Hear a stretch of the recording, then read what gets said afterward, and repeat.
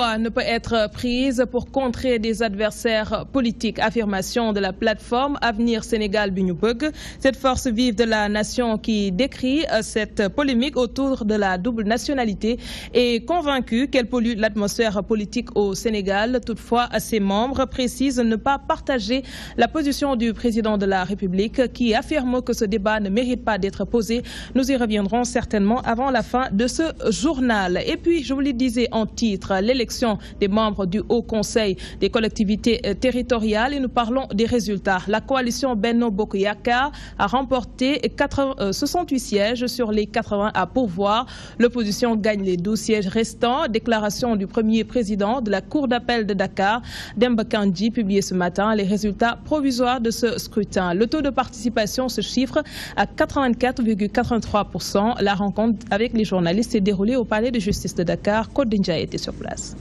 Le premier président de la Cour d'appel de Dakar, Demba Kandji, a procédé à la publication des résultats provisoires du scrutin de dimanche dernier. Après lecture, le constat est vite fait. La coalition présidentielle Benno Bokk Yakaar remporte 37 départements à travers le territoire national. Au même moment, Dakar reste fidèle à son maire Khalifa Sall. Département de Dakar, 3 sièges à pourvoir pour le département de Dakar.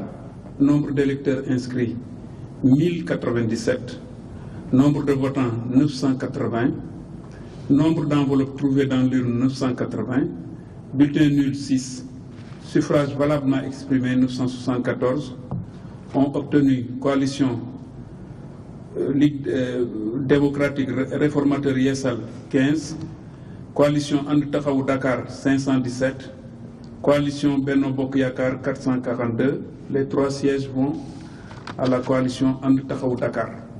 Gossas, Foundiougne, Bounkiling, Malem Hodar, Oussouye échappent à la coalition présidentielle.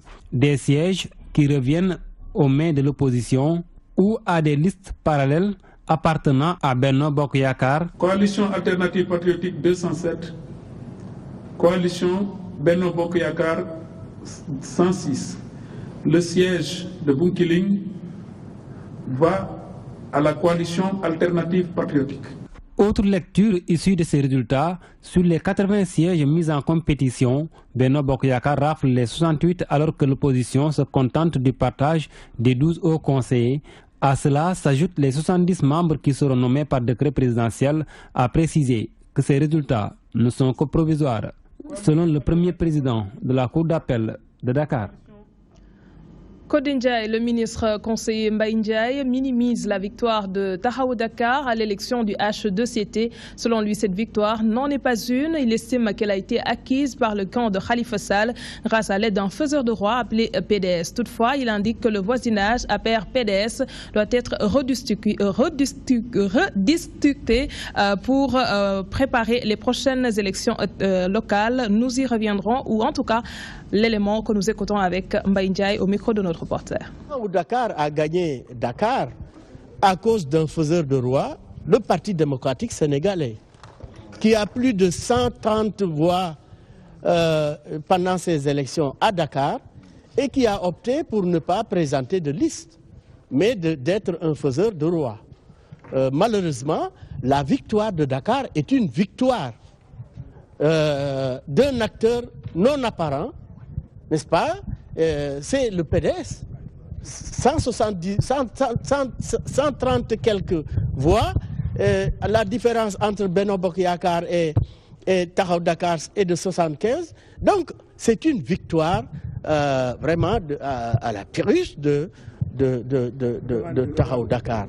Maintenant, par rapport à ça, ma lecture personnelle en tant qu'homme politique, c'est que le voisinage entre l'APR Yakaar et le Parti démocratique sénégalais, à mon avis, doit être analysé. Je ne pense pas que le Parti démocratique sénégalais va continuer à être un faiseur de roi en s'abstenant de présenter des listes. C'est vrai, j'ai vu qu'ils ont été forclos à Kaffrine, mais ça veut dire qu'il y a des problèmes de fond, d'organisation au niveau de ce parti-là. Malgré tout, ils nous ont porté un coup très dur. Et est-ce que ce voisinage-là n'appelle pas, de leur part et de notre part, une autre lecture pour ce type de comportement dans les joutes électorales à venir. Merci. De la politique toujours, une loi ne peut être prise pour contrer des adversaires gênants. Affirmation de la plateforme Avenir Sénégal bi ñu bëgg, cette force vive de la nation qui décrit cette polémique autour de la double nationalité est convaincue qu'elle pollue l'atmosphère politique au Sénégal. Toutefois, ses membres précisent ne pas partager la position du président de la République qui estime que ce débat ne mérite pas d'être posé. Ibrahima Fall était sur place. Halte au débat sur la double nationalité, la plateforme Avenir Sénégal bi ñu bëgg met en garde le président de la République et son entourage, rappelant à cet effet qu'une loi est toujours impersonnelle. Le chef de l'État a déclaré que c'est un faux débat. Je fais partie de ceux qui pensent que ce n'est pas un faux débat. À ce début, peut-être on pouvait penser que c'est un faux débat, mais à un moment, ce débat, il est utile de s'interroger pour savoir pourquoi cette problématique a été soulevée. Comment se fait-il au moment où cette question a été réglée par la Constitution et qu'on a la possibilité d'appliquer la Constitution dans ses dispositions actuelles, pourquoi soulever cette question qui est gênante et qui a conduit à des identités meurtrières un peu partout où ce narcissisme des petites différences a été soulevé?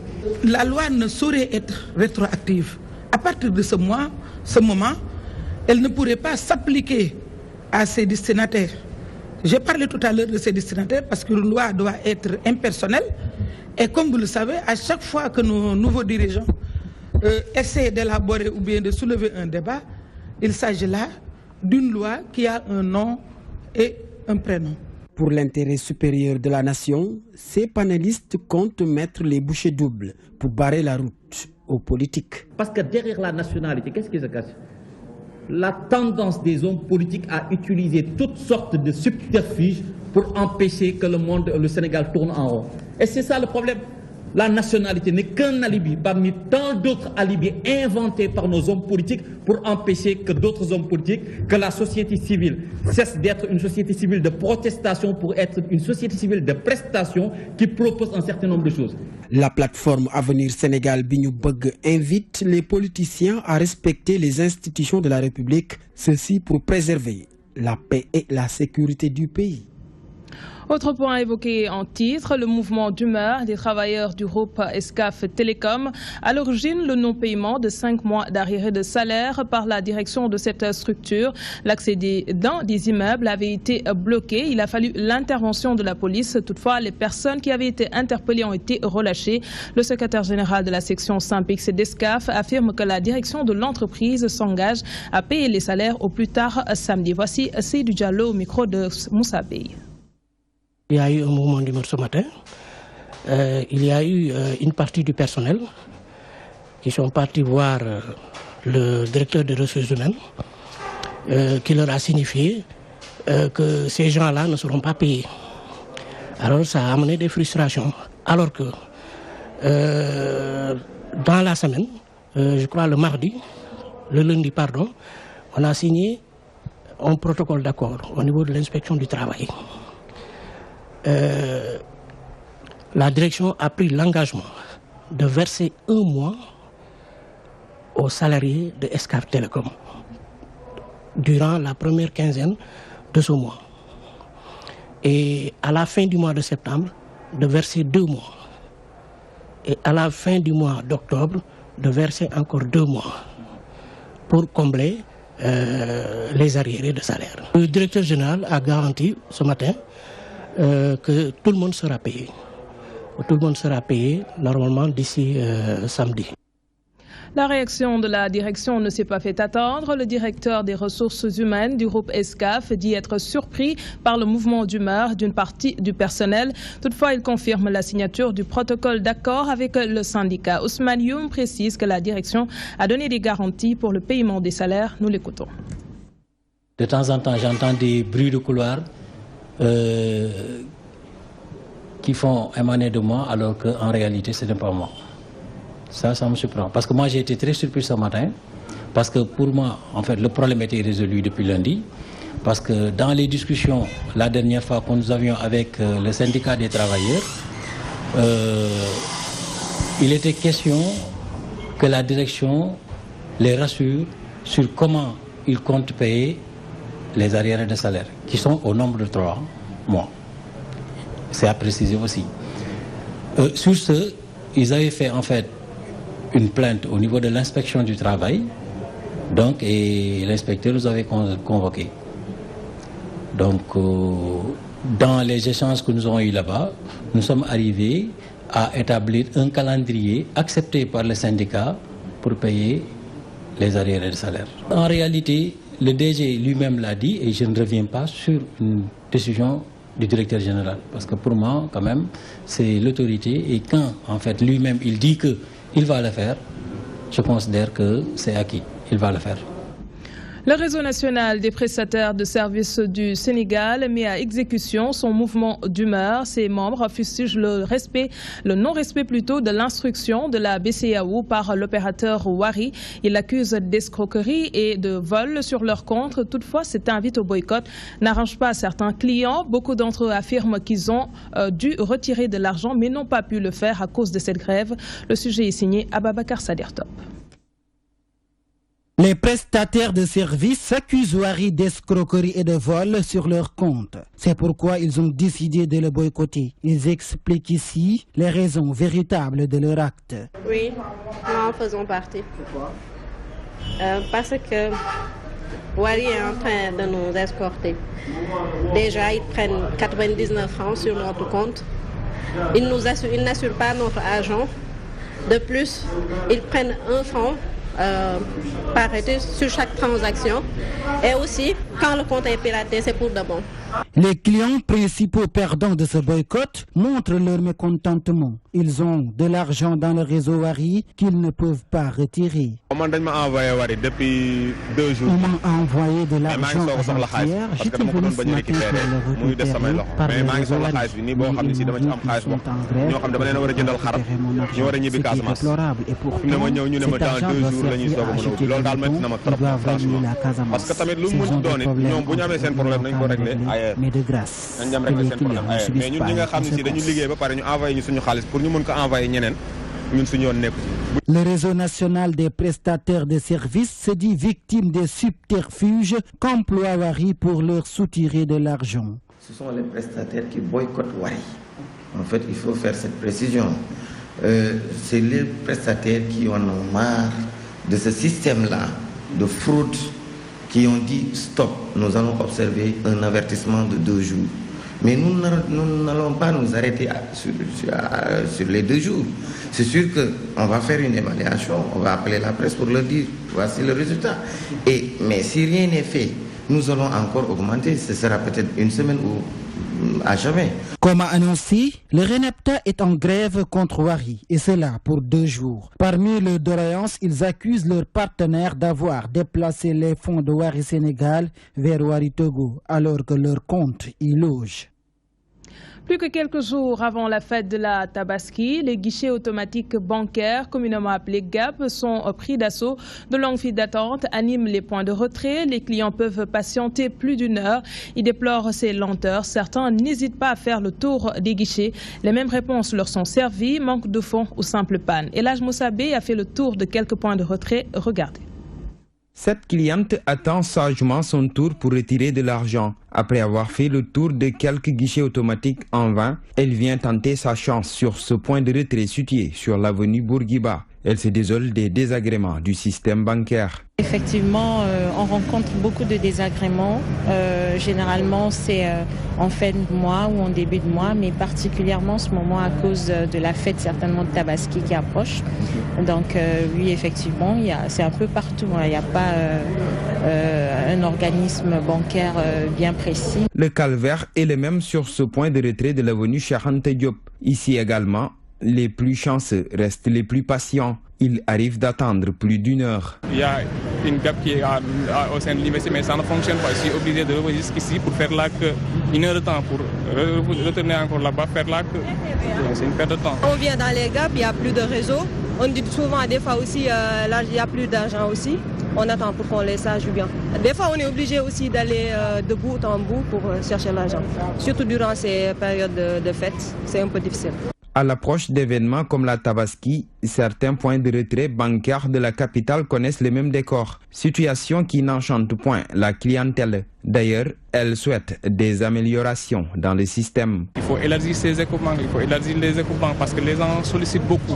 Peut-être les autorités, mais en parfaite symbiose avec ces organismes bancaires-là, voir ensemble comment ils peuvent essayer d'améliorer leur système. Généralement, ça arrive à des moments où effectivement les clients ont besoin de fonds. Les désagréments que subissent les clients au niveau des GAP sont perçus par l'association des clients et sociétaires des institutions financières comme un lourd préjudice, ce qu'elle ne se lassera jamais de dénoncer.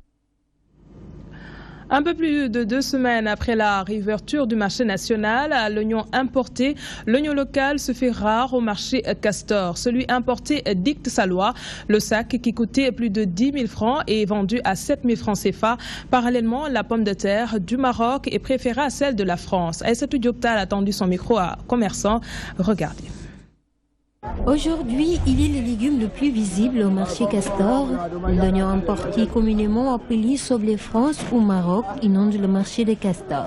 Le sac de 25 kg coûte entre 7 000 et 7 500 francs.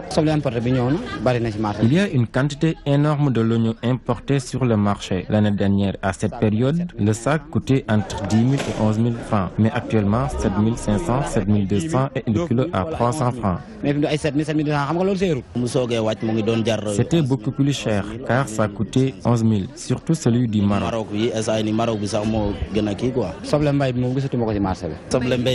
L'oignon local est en rupture sur le marché. C'est l'oignon qui nous vient du Maroc qui est beaucoup plus présent.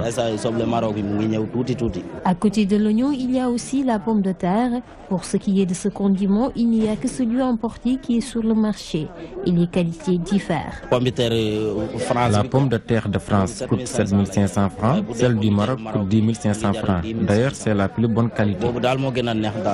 Après le mouton, place maintenant aux accompagnants que sont l'oignon, la pomme de terre, entre autres. Déjà, ceux qui ont les moyens de s'approvisionner pour la fête commencent à le faire. Aïssatou Dioptal, à l'approche des fêtes, les femmes rivalisent d'astuces pour être belles, chacune avec ses préférences. Certaines font la pose de fossiles, les gérantes de salons, de coiffure confient qu'elles font de bonnes affaires durant cette période. Toutefois, la pose de fossiles n'est pas sans conséquences pour l'œil. Cette pratique peut aller jusqu'à la destruction de la cornée. Il s'agit d'une couche transparente de l'organe visuel. L'arsenal de séduction féminine n'est pas sans risque, nous dit Fatou Bintou Diagne. Pour se faire belle, ces Sénégalaises font recours à de nombreuses astuces et artifices. Hormis les habits et les greffages, ces femmes ont trouvé d'autres moyens pour être plus attirantes. La pose de fossiles fait désormais partie de l'arsenal de séduction féminine. On fait ces poses-ci pour être plus belles et en cette période, les femmes font tout pour être plus attirantes et la pose de fossiles en fait partie. Cette astuce est très prisée en cette période de fête. Les fossiles mettent en valeur les femmes et les clientes viennent faire la pose.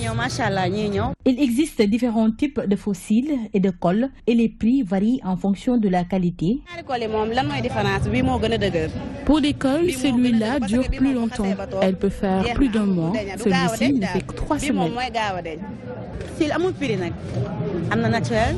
Les prix diffèrent en fonction de la qualité. Ils varient entre 1 500 et 4 000 francs. Ces soins esthétiques ont des conséquences néfastes pour l'œil. Ceci peut entraîner la destruction de la cornée. Il y a 2 risques majeurs. D'abord, la colle qui sert à bien poser les cils, à les fixer, c'est un corps étranger. Cette colle peut être à l'origine de réactions allergiques. L'autre problème que ça pose le plus souvent aussi, c'est qu'on a des chutes accidentelles de la colle au niveau des yeux. La colle aussi, c'est une substance chimique qui provoque quelquefois des brûlures assez importantes au niveau de l'œil. Et ça, j'avoue, il y a des cas qu'on a vus, c'était pas du tout très joli. Et les conséquences peuvent être très graves. La femme utilise plusieurs astuces pour être belle, par ricochet plus attirante. Certaines de ces méthodes sont nuisibles à la santé. Cependant, la question est de savoir est-ce que le jeu en vaut la chandelle.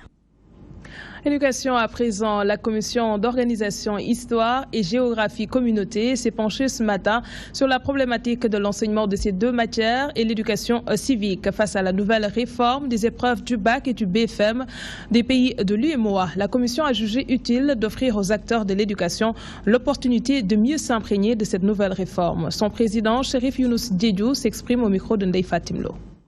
L'élève qui est à Pata, l'élève qui est à Kédougou dans les zones les plus reculées, n'a pas eu la chance de bénéficier de ces phases tests.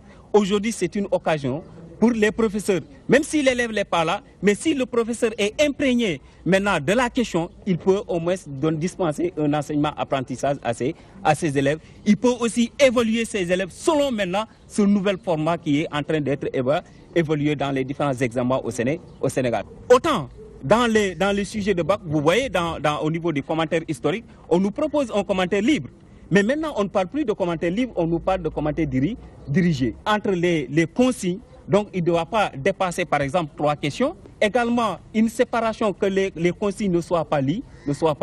Donc nous sommes dans une phase d'harmonisation, n'est-ce pas, du bac, mais aussi du BFM au niveau de tous les pays membres de l'UEMOA. Les populations de l'île de Marfafako veulent mettre sur pied un collège d'enseignement secondaire.